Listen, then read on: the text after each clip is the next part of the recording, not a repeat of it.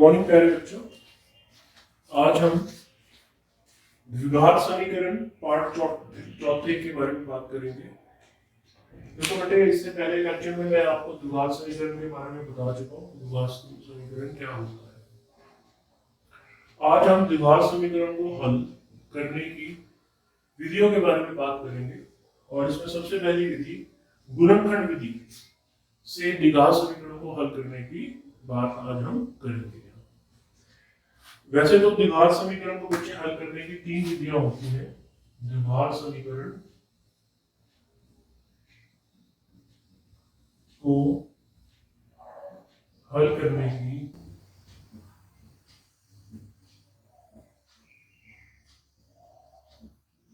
तीन विधियां होती हैं।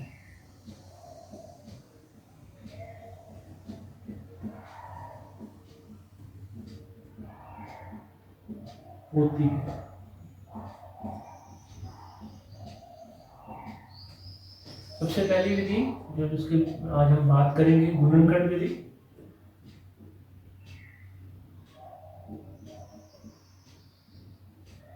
इसके बारे में आज हम बात करेंगे कि कैसे द्विघात समीकरण को गुणनखंड विधि से हल किया जाता है। दूसरा है पूर्ण वर्ग विधि,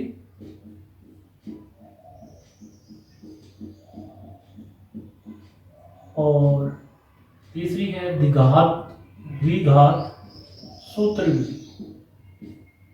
तो तीन विधियों से हम द्विघात समीकरण को हल कर सकते हैं। अगर आपके क्वेश्चन पेपर में क्वेश्चन आता है कि द्विघात समीकरण को हल करें या समीकरण को हल करें और किसी विधि का जिक्र उसमें नहीं किया गया, तो आप उसको हल करने की कोई भी विधि लगा सकते हैं। गुणनखंड, पूर्ण वर्ग विधि, द्विघात सूत्र विधि, जो भी आपको आती है। हम तीनों विधियों के बारे में सीखेंगे।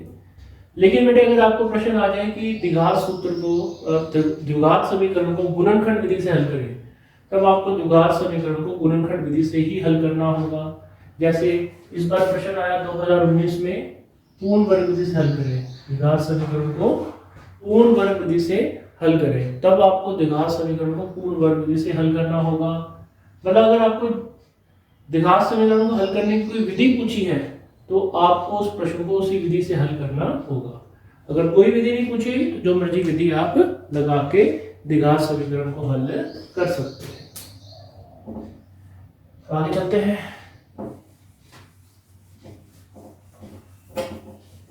आज हम प्रश्नावली 4.2 का पहला क्वेश्चन करेंगे। इसमें आपने द्विघात समीकरण को द्विघात समीकरण को गुणनखंड विधि से हल करना है। क्वेश्चन मैं लिख देता हूं यहाँ, प्रश्नावली 4.2।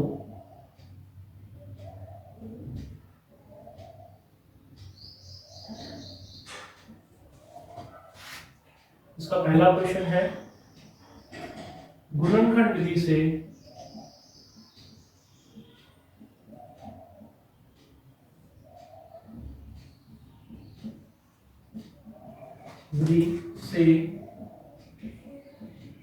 निम्न द्विघात समीकरण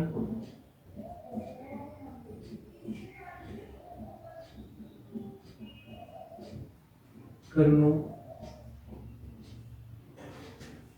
के मूल ज्ञात करें।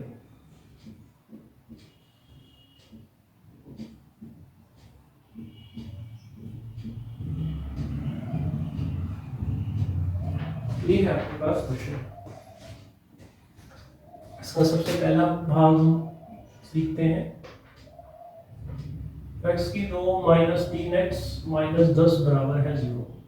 इस समीकरण को आपने हल करना है द्विघात सूत्र विधि से।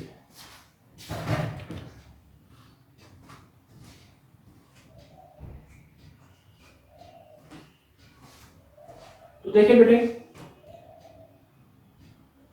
इस प्रश्न को x की 2 माइनस 3x माइनस 10 बराबर 0 को, ये आपको एक द्विघात समीकरण दिया हुआ है। इसमें एक चर है x और इस x की सबसे बड़ी घात है 2, इसलिए बेटे कैसा समीकरण है? द्विघात समीकरण। ठीक है, और इसको मुझे हल करना है कौन सी विधि से? गुणनखंड विधि से हल करने के लिए मुझे बोला है कि इस समीकरण को आप गुणनखंड विधि से हल करें। तो देखो, सबसे पहले बेटे आपको द्विघात समीकरण मानक रूप में दिया जाना चाहिए। मानक रूप मतलब जो सबसे बड़ी शक्ति वाली पद है सबसे आगे आना चाहिए, फिर उससे छोटी वाला, फिर उससे छोटी वाला, ऐसे चलना चाहिए। तो यहाँ पे बिल्कुल आपको ये जो हमारा द्विघात समीकरण है मानक रूप में दिया हुआ है, सबसे बड़ी शक्ति वाली रकम सबसे आगे दी हुई है, फिर उससे छोटी वाली, और सबसे आगे में सबसे छोटी घात वाली रकम दी हुई है। तो देखो इस द्विघात समीकरण के 3 पद हैं, पहला पद, दूसरा पद और तीसरा पद। अब मुझे इसको हल करना है गुणनखंड विधि से। देखो बेटे सबसे पहले यहाँ पे x के वर्ग का कोई गुणांक नहीं दिया हुआ, तो इसका कोई गुणांक नहीं दिया हुआ, तो इसका गुणांक हम 1 ले सकते हैं, 1x की 2 बन जाएगा, -3x ऐसे कैसे लिख देंगे, -10 बराबर है 0। तो अगर किसी का कोई गुणांक नहीं दिया हुआ तो उसका गुणांक हम 1 ले सकते हैं। उसके बाद क्या करना है आपने, देखो हल्के हल्के चरों को काट दो, 1x की 2 -3x -10 बराबर है 0। अब हल्का हल्का इन चरों को काट दो, हल्का हल्का ऐसे, क्योंकि हमें चर नहीं चाहिए फिलहाल। तो अब क्या करना है, देखो पहला जो पहले पद का गुणांक है वो 1 है और आखिरी पद का गुणांक है -10। इन दोनों को गुणा करो, मतलब 1 और -10 को गुणा करेंगे तो कितना आ जाएगा, -10। तो इसके बराबर मुझे गुना चाहिए, यहाँ पे 9वीं में भी की थी चीज। और बीच वाला पद है -3, इस -3 के बराबर मुझे चाहिए योग। मतलब मुझे क्या करना है, ऐसी 2 संख्याएं ज्ञात करनी है जिनको अगर मैं गुना करूं तो -10 मिले, और जिनको अगर मैं जमा करूं तो -3 मिले। मुझे ऐसी 2 संख्याएं ढूंढनी है जिनको अगर मैं गुना करूं तो -10 मिले, अगर मैं जोड़ूं तो -3 मिले। तो बच्चे देखो जो गुना वाला भाग होता है ना वो बड़ा इंपॉर्टेंट होता है। देखो सबसे पहले गुना निशान देखो करो, गुना के साथ किसका निशान है, माइनस का। तो 2 संख्याएं ढूंढनी है, 2 संख्याओं को गुना करने पे माइनस कब मिलेगा, या तो माइनस कब मिलता है, जब 2 संख्याओं को गुना करें और हमारे पास उत्तर माइनस में आए, तब मिलता है जब दोनों में से एक संख्या माइनस के निशान वाली होती है। दोनों में से एक संख्या माइनस के निशान वाली होती है। तो पक्का यहाँ से हमें एक चीज पता चल गई कि जो 2 संख्या आप ढूंढेंगे उनमें एक के साथ हमें माइनस का निशान लेना होगा। और वो 2 संख्या कौन सी होंगी, क्योंकि एक बेटे तरीका ये है जो आप बच्चे अच्छी तरह प्रैक्टिस की थी 9वीं में, तो मुंह जुबानी आ जाएगा, ये कुछ भी करने की जरूरत नहीं है। ये 10 ले लो, जो गुना वाला भाग है 10, इसके भाज्य गुणनखंड बनाओ, उसको पहले 2 से भाग करेंगे। अब भाज्य संख्या आप जानते हैं सारी क्या होती है, 2 3 5 7 11 13 इस प्रकार। तो पहले इसको 2 से भाग करेंगे 10 को, तो 5 आ जाएगा। 5 अब ना 2 के पाड़े में आता है ना 3 के, सीधा 5 के पाड़े में आता है, 5 1 5। तो 10 के भाज्य गुणनखंड बन गए 2 गुना 5 गुना 1। हमें 2 संख्याएं चाहिए, या तो 3 आ गई, चलो तो बच्चे 2 को ऐसे रख देते हैं, 5 और 1 को गुना कर देते हैं, तो 2 गुना 5। तो 2 और 5 को गुना करने में 10 मिलता है।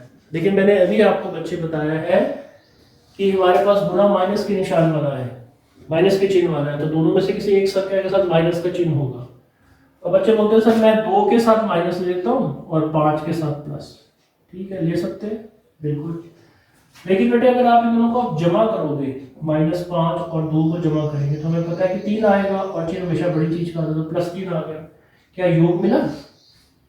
योग तो नहीं मिला, गुना तो चला मिल जाएगा, -2 और 5 को गुना करेंगे तो -10 तो आ जाएगा, लेकिन बेटे योग मिला है क्या? योग तो हमें -3 चाहिए, और हमारा क्या है +3। तो क्या करें, अब 5 के साथ माइनस का निशान लेके देखो, अब 5 के साथ माइनस का निशान लेके देखो, -5 और 2 करके देखते हैं। अब -5 और 2 को जोड़ेंगे तो -3 आ जाएगा, आ गया योग। और -5 और 2 को गुना करेंगे आ जाएगा -10, मिल गया गुना। तो बेटे ऐसी 2 संख्या हमारे पास आ गई, -5 और 2। ये आपका सबसे पहला स्टेप है गुणनखंड विधि का। अब आगे देखिए नेक्स्ट स्टेप में क्या करेंगे। अब हमें ऐसी 2 संख्या मिल गई हैं जिनको जमा करने पे बीच वाला पद मिल रहा है और गुणा करने पे पहले और आखिरी पद के गुणा के बराबर मिल रहा है। तो मतलब जो -3 है उसको मैं लिख सकता हूँ -5 जमा 2। तो देखो क्या करना है, और समीकरण को दोबारा लिखना है। पहले वाले पद को ऐसे लिख देंगे, अगले वाले पद को जो मतलब बीच वाला पद था -3, इसको हम तोड़ देंगे।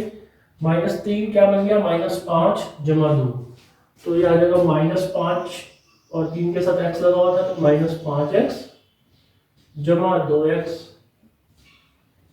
माइनस में, और आखिरी पद बीच वाला पद था, बीच वाले पद को हमने ऐसे लिख दिया -5x जमा 2x।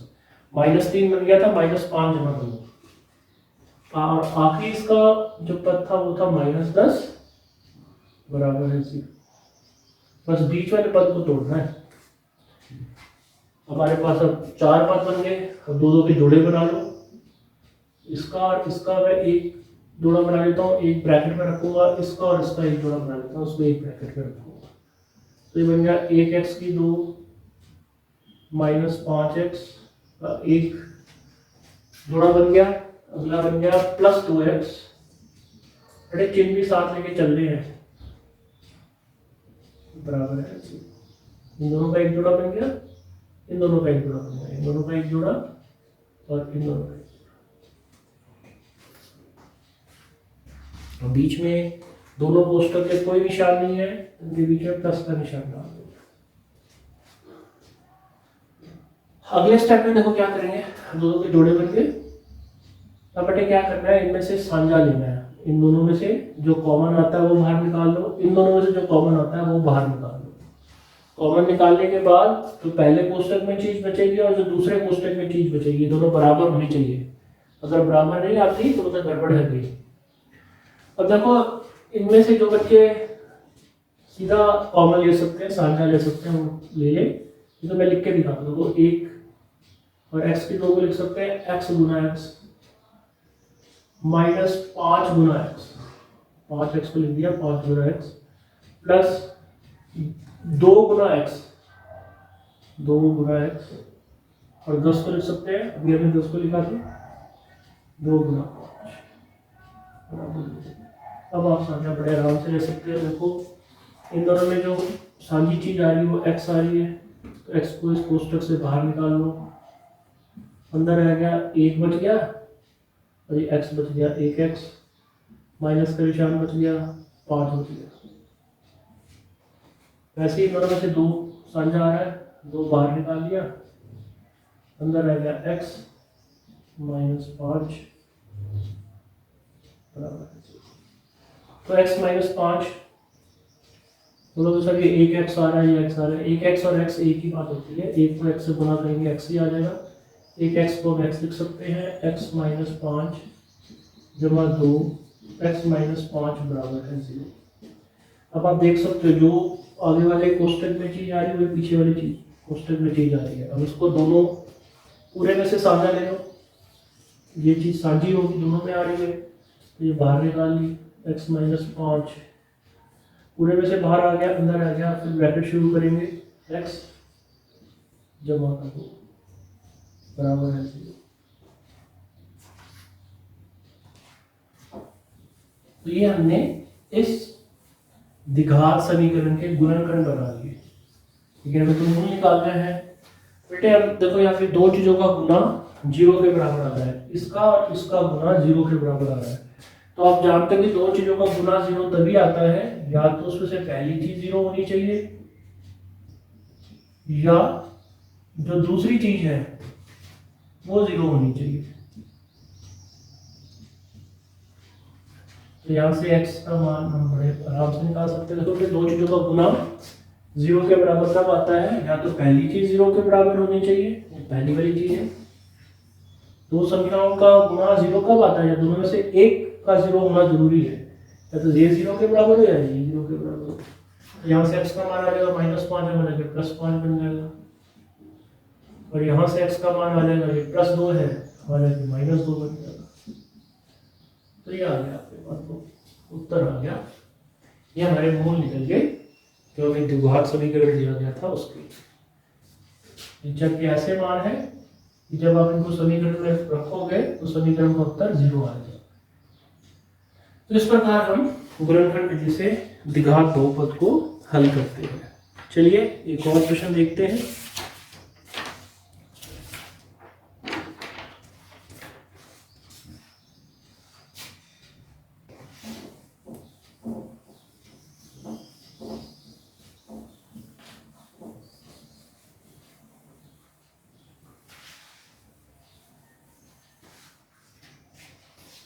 अगला है तीसरा भाग, वर्गमूल 2x² जमा 7x जमा 5 वर्गमूल 2 बराबर है 0। इस समीकरण को मुझे गुणनखंड विधि से हल करना है। कैसा समीकरण है? द्विघात। क्यों है द्विघात? क्योंकि इसमें एक चर है और चर की सबसे बड़ी जो शक्ति है वो है 2, द्वि 2। तो इसको मुझे गुणनखंड विधि से हल करना है। फटाफट, जैसे मैंने आपको पिछले स्टेप में बताया था कि चर को हल्का हल्का काट दो, x के वर्ग को काट दो, x को काट दो। अब हमें क्या करना है? पहली संख्या और जो आखिरी संख्या है इसको गुणा कीजिए। वर्गमूल 2 जमा 5 वर्गमूल 2 बराबर, हाँ इसको गुणा करना है। देखो बेटे, वर्गमूल 2 वर्गमूल वाली संख्या से गुणा होगी, तो आ जाएगा 5 गुना वर्गमूल 2 गुना वर्गमूल 2। तो आपने 9वीं में सीखा था वर्गमूल 2 को वर्गमूल 2 से गुणा करेंगे तो ये बन जाएगा वर्गमूल 4, वर्गमूल 2 गुना 2। तो आप 8वीं में सीख चुके थे वर्गमूल में अगर दो बराबर चीजें हो, दो चीजों का जोड़ा बन जाए तो उनमें से एक चीज बाहर आ जाती है। तो 2 का 1 2 बाहर आ जाएगा, 5 को 2 से गुणा करेंगे आ जाएगा 10। ऐसा आपने 9वीं में सीधे सीखा था कि समान वर्गमूल वाली चीज को जब समान वर्गमूल वाली चीज से गुणा करें तो वर्गमूल का निशान उससे हट जाता है। तो मुझे मतलब गुणा चाहिए 10 के बराबर।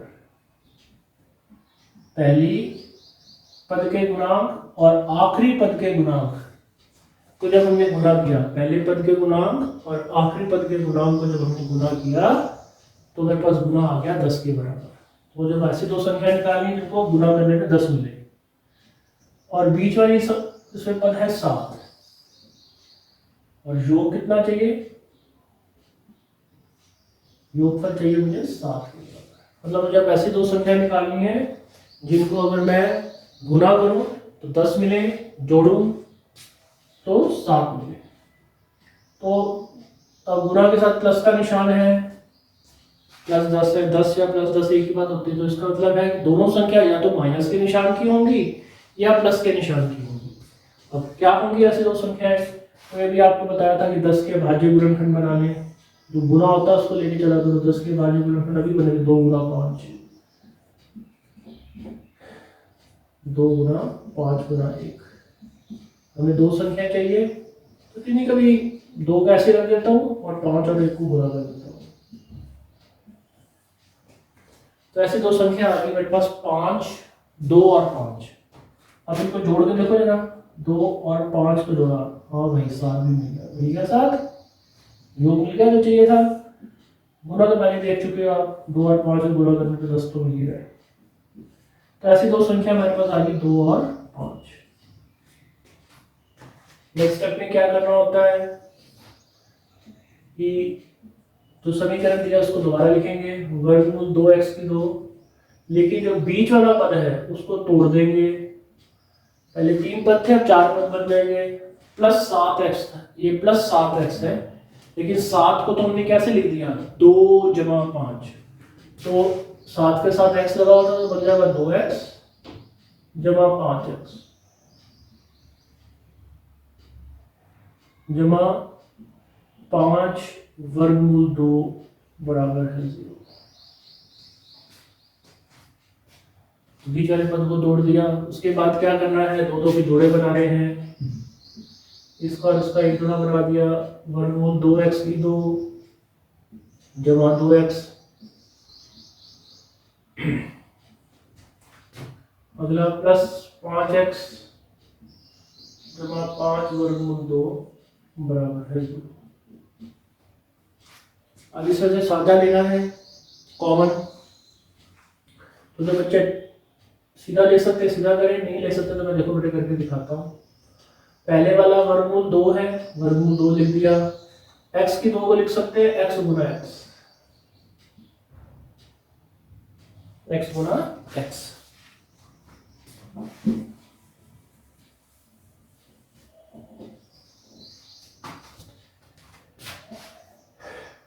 वर्गमूल 2 की जगह वर्गमूल 2, x की 2 को लिख सकते हैं x गुना x जमा इस 2 को कैसे लिखेंगे? तो बेटा अभी सीखा था हमने, वर्गमूल 2 को वर्गमूल 2 से गुणा करें तो 2 आ जाता है, तो इस 2 को लिख सकता हूँ वर्गमूल 2 गुना में वर्गमूल 2, बस x लगा हुआ साथ में गुना x, बीच में कोई दो कोष्ठक के बीच में कोई निशान नहीं होता तो प्लस का निशान लगाना है, प्लस का निशान प्लस 5x, इसको लिख सकता हूँ 5 गुना x प्लस 5 वर्गमूल 2, तो इसको लिख सकता हूँ 5 गुना वर्गमूल 2, ब्रैकेट बंद बराबर है 0। तो देखो बड़ा आसान हो गया बेटे, आप ये स्टेप इग्नोर कर सकते हो, अगर आप सीधा कॉमन लेना जानते हो, साझा लेना जानते हो तो इस स्टेप को इग्नोर कर सकते हो। अब देखो हमें भले भांति दिख रहा है कि पहले ब्रैकेट में तो वर्गमूल 2 बाहर आ जाएगा, कोष्ठक से सामने निकल जाएगा, एक x आ जाएगा, दोनों में से x बाहर ले लिया, ब्रैकेट शुरू, अंदर क्या रह गया x रह गया, प्लस का निशान रह गया और वर्गमूल 2 रह गया,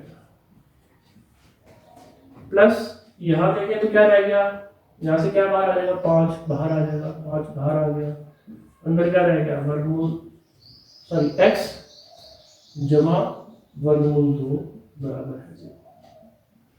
अब देखो जो चीज आगे आई वही पीछे आ गई,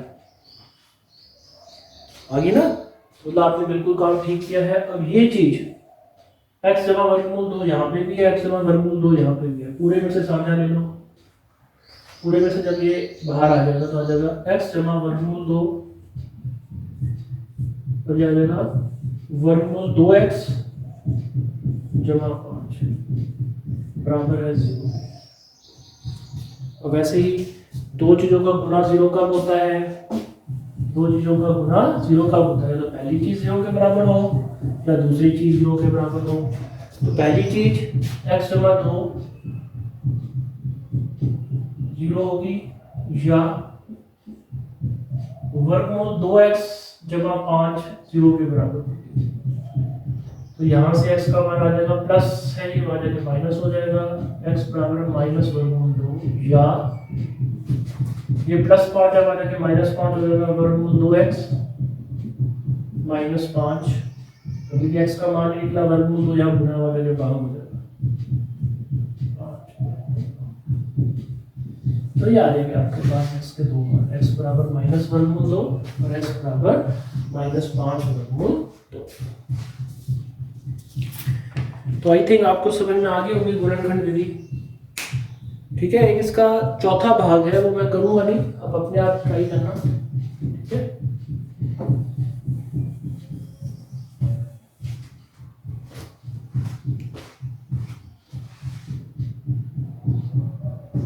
देखो चौथे भाग में क्या है,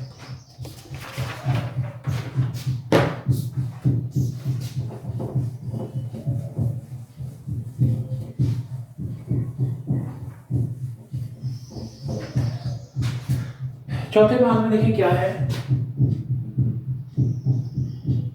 2x की 2 माइनस x जमा 1/8 बराबर है 0। अब यहाँ पे दिक्कत क्या हुई कि यहाँ पे बटे में 8 आ गया, हर में 8 आ गया। तो बेटा आपको मैंने तीसरे पार्ट में बताया था कि हर में आपने कोई चीज नहीं रखनी है, इसको अंश में ले आना है। तो उसके लिए मैंने आपको बड़ा एक आसान तरीका बताया था, वही तरीका यहाँ अपनाएंगे कि बटे में 8 है, तो आप क्या करें, सारे समीकरण को ही, उसके हर एक पद को, पहले पद को, दूसरे को भी, तीसरे पद को भी 8 से गुना कर दें। तो 8 से गुना करने पर, 8 से गुणा करने पर